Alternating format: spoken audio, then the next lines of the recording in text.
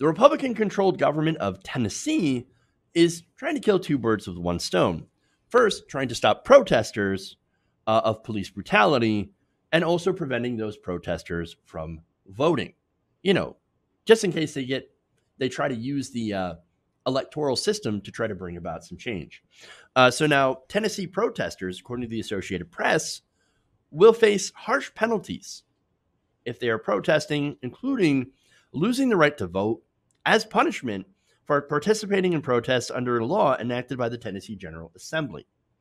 Governor Bill Lee quietly signed off on this bill over a week ago, and under the law, demonstrators who camp out on state property as a result of protest can now be charged with a Class E felony, punishable by up to 6 years in prison, rather than as a misdemeanor as it was previously. And so understand, right, that in Tennessee, if you camp out on public property as a result of protest, right, or a part of protest, you can go to prison for 6 years and lose your right to vote. Now, look, this is in direct response to protests on Black Lives Matter. Since Floyd's killing earlier this year, protesters have camped outside the Tennessee Capitol in Nashville. Their demands are simple: meeting with the governor to discuss racial inequality and police brutality.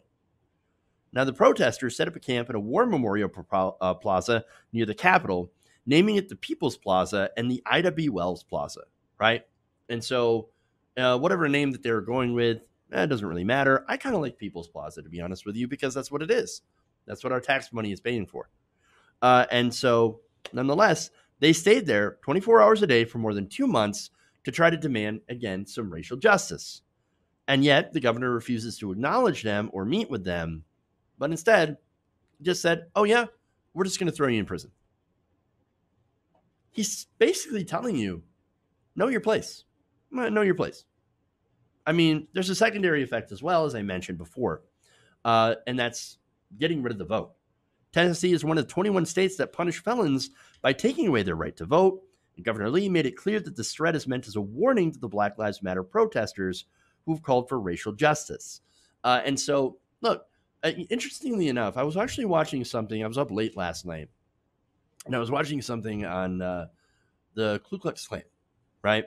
And what they were doing when they were first created. It was started by 6 former Confederates, right?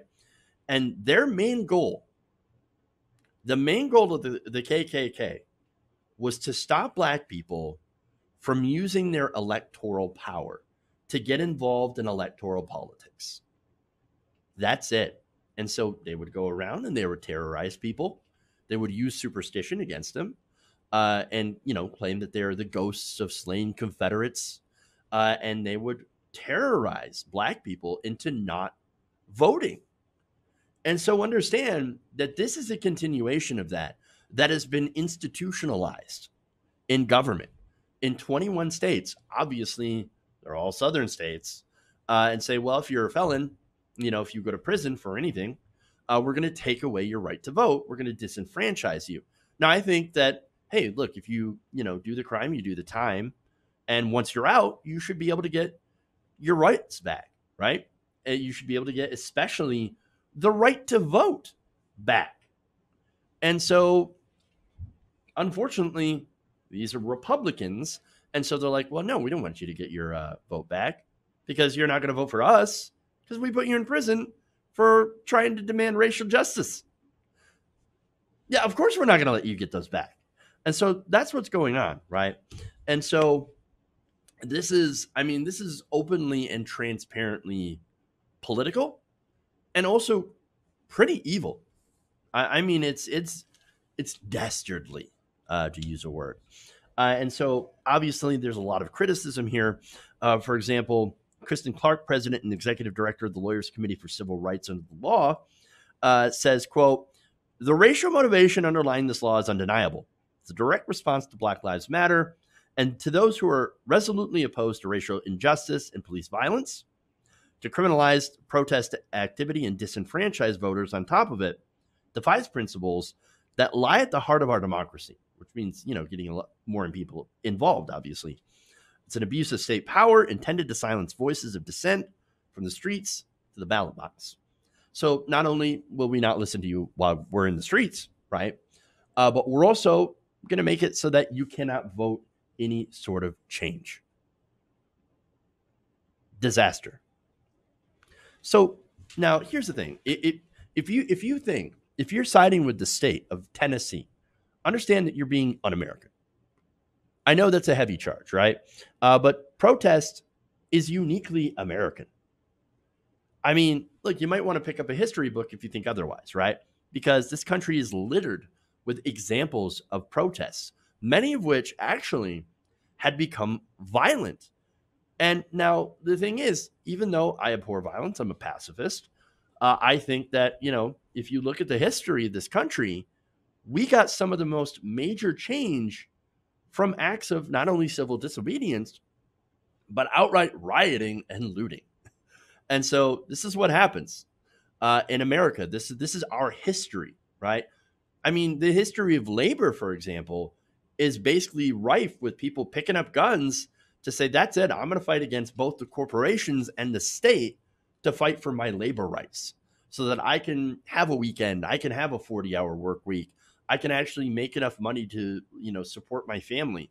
And that's something that I'm going to pick up a gun for. And so the history of this country is part of that, right alongside, of course, the history of white supremacy. And so it's part of our DNA.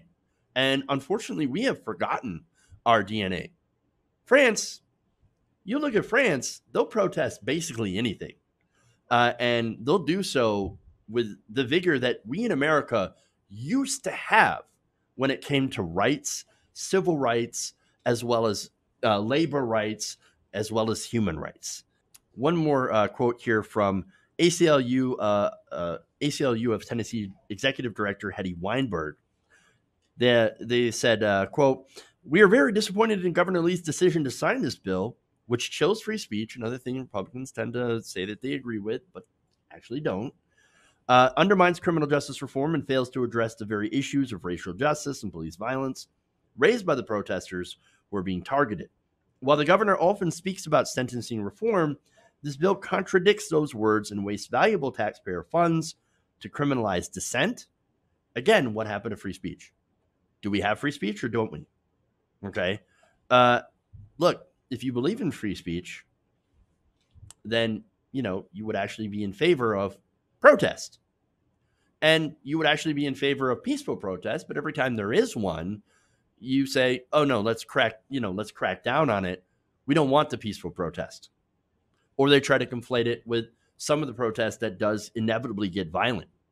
So I think they're more in favor of cracking brown skulls than they are of actually promoting real free speech. I mean, look, as an example here, protest organizer Justin Jones told the Washington Post that there was no violent behavior by the protesters, but the violence actually came from state troopers who dragged us down the Capitol stairs. Quote, "This is all about criminalizing peaceful protesting. Everything we've done is the spirit of non-violence. This will not deter us from pushing forward and challenging these laws, both in the courts and in the streets. This just confirms that we must continue."